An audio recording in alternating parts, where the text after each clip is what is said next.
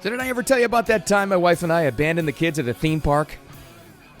All right, were they toddlers? Were they little kids? No. If they were, I'd be talking to you from a jail cell instead of behind a microphone. But, I mean, it actually did happen. It was actually recently, too.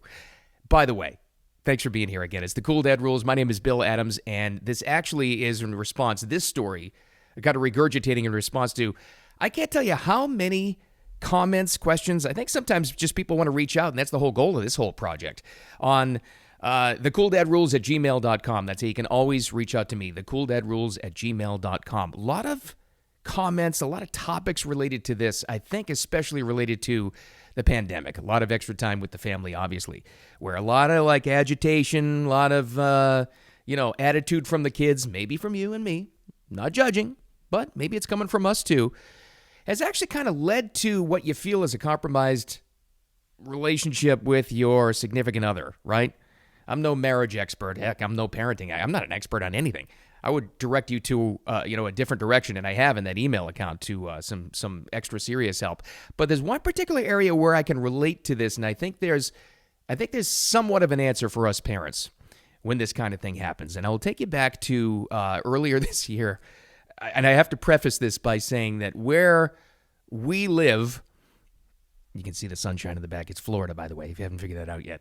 And what I do for a living just in media kind of gives us special access to a lot of cool things, a lot of cool adventures, theme parks. We're surrounded by them, different things like this.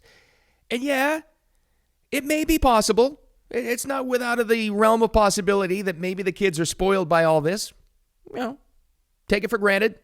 They kind of assume that the fun stuff is always going to be there, right? So, I think I could preface that. And we kind of take it for granted, too. My wife and I, Lauren and I do, too. So, but I'll say this as well. My wife and I haven't exactly grown out of that phase where we think theme parks and adventures and stuff are really cool. We're not like a super outdoors adventure people, but we still love going to like the theme park. Like you're probably normal and you've reached that point where the shady bench in the corner where you hold everybody else's bags when they're going on rides is more of a better option for you. We're not that smart. We should be doing that. We should be. We're not that smart yet. We will still like ride rides and make ourselves sick until we absolutely won't. So that's where we're coming from on this. So recent trip to a beautiful, beautiful resort that's actually basically attached to one of these theme parks we're there recently. High end, by the way. I feel that's relevant to the story. Pretty high end. And one of those times when having two teenage girls, they were just being typical moody teenage girls, right? They have something in a lot of theme parks. I think they all have them. And adventure parks too, where if you get in early, they'll have an early admission. If you're staying there, blah, blah, blah, you can get in early and, it's less of a crowd, whatever. So we were excited to do this one morning. We get up. The parents are up, ready to go. Here I am dorking out. I got my dad cargo shorts loaded to the hilt with all the stupid dad stuff. I'm like a pack mule ready to go. Lauren's there ready to go. She's got all the stuff. Everything's all set. Two adults in the room, raring, ready to go. There's the problem. Two teenage sleeping girls who absolutely would not in any possible way get up, right? So here's a little idea of how the conversation devolved to where we get to the main point of the story. It's kind of like you start off with, hey, guys, okay, we want to get up early. We want to make sure we get that early admission. Come on, let's go. 5 minutes later, and tell me this doesn't sound familiar. Okay, we got to get there early, but you got to get up now, okay? I want you guys to get up early, right? Please? As the agitation grows in my voice, and by the way, it's my wife and I both doing this, like taking turns. I'm sure you're used to that too. Okay, Mom's out of the bathroom. It's all yours. Let's go. Come on, let's get going, right? And again, I'm totally ready. So each time I try to wake him up, I'll take a break in the corner, sit in the chair, not do anything, waiting for them, waiting. It's like I'm the kid, right? Okay, we got about 10 minutes. You got to be up and ready to go. Let's go. Come on, let's do this. Let's get out of the house. Let's get out of the room. Let's get going with this. Here's where I think I actually started to lose it. Here was my final line in the whole thing. This is freaking ridiculous. I'm talking to my wife at the time. This is freaking ridiculous. Do we actually have to beg teenage kids to go to a theme park? Is this really happening? She talks me off the ledge. More like back talk. And by this time, this is what's happening, right? Every time we'd say something to them and they're trying to get out of bed, my younger one, actually sat up and she said, "Would you guys please just let us sleep? Please, what's wrong with you?" That's what sent us both over the edge. And at this point, I'm mumbling in the corner of the room, I think facing the hotel door, and I'm like, I can't believe I'm actually paying for this shit, right? Which, of course, led to another discussion. This is where Mom had to casually say to Dad that that's not helping anything, which, of course, led to Dad saying, "I'm even madder now. I'm going to take a walk on my own and think things out," which I did, but that didn't really help at all.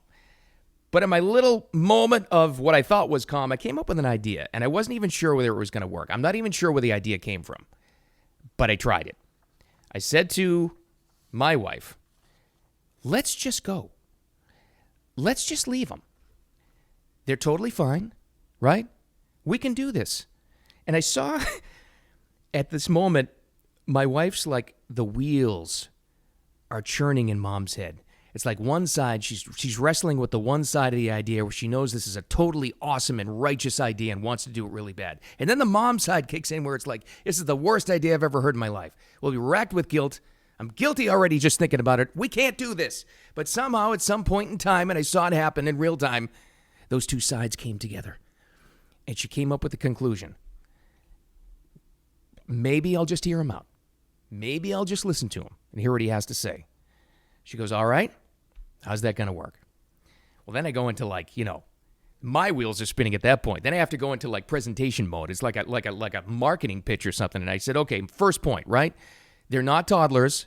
They are teenagers. They're both technically old enough to drive. I'll throw that in there. That seems to be like a line, a rite of passage at some point. I'll throw that in there. That's a good line. Also, they know this hotel, this park, like the back of their hand. They've been here like a million times. That's probably why they're taking it for granted, right? They know that. Also, they're only just a cell call away. We all have our phones. We're all right there. And if they want to join us at any time and hang out with us down there, it's a 10-minute walk down a little path and they can join us in there. That's what happened. She bought it. That's right. She bought it. We left. And here's the thing, which I thought was kind of awesome. We didn't try to wake them up one more time and say, "All right, we're going. Just call us. It's okay." We just went. We had a great time. 90% guilt-free. All right, 95%. We had a great time. It did the stuff that we always want to do without any bickering or anything else like that. They checked in with us once they finally got up about every 10 minutes.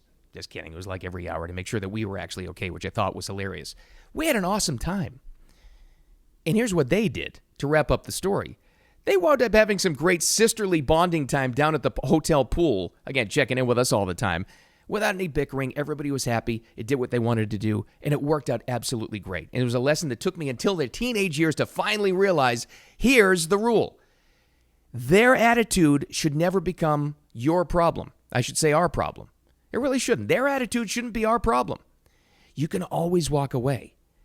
Now, can you walk away when they're in a stroller, or they're a toddler, or can't fend for themselves in some other situation? No, of course not. But in that kind of situation, you can step away. You always can. It took me forever to realize this. Meltdown in the store. Teenage attitude. Attitude in the 20s. Coming back home and still giving you attitude. Not appreciating something. You can mentally step back from the situation and realize it's not really my problem. And I can still have my own fun and do my own thing. I'm responsible for you, but you're really going to have to do your own thing.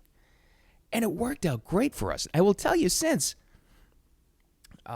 post-addition to the story here, they know now, in my own kid's situation, we're completely capable of walking away and doing our own thing. And granted, they're older teenagers, but still, I think it makes them appreciate us and what we're providing to them even more.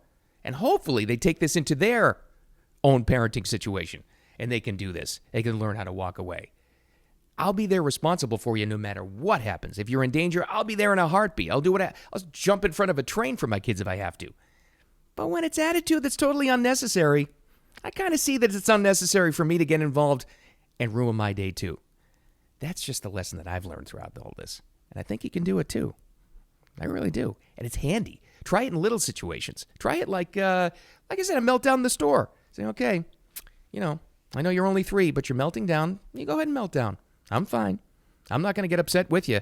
Here's what I used to do all the time. It used to get me so worked up that they were doing that. And I was always, I think I've talked about this before, guilty of being the parent that was embarrassed for the kid's behavior or whatever it was. And yeah, you're in a plain and closed situation in a store. You got to do your absolute best to calm them down. Sure, I get that. I totally do. But they're still having a bad attitude and it's under control. It's their attitude and it's their choice. I learned way too late in the game about this. It's totally effective. You can totally do this. It's handy. Try it before it gets out of control. All right. Again, thank you so much for hanging out with me on the Cool Dad Rules. And thanks for reaching out, though. This has been awesome. It's thecooldadrules@gmail.com.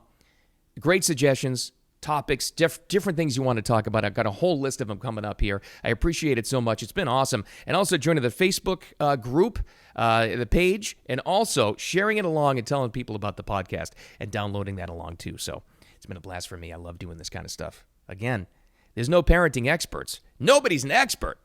But we can figure this thing out together. We can always help each other, right? Absolutely.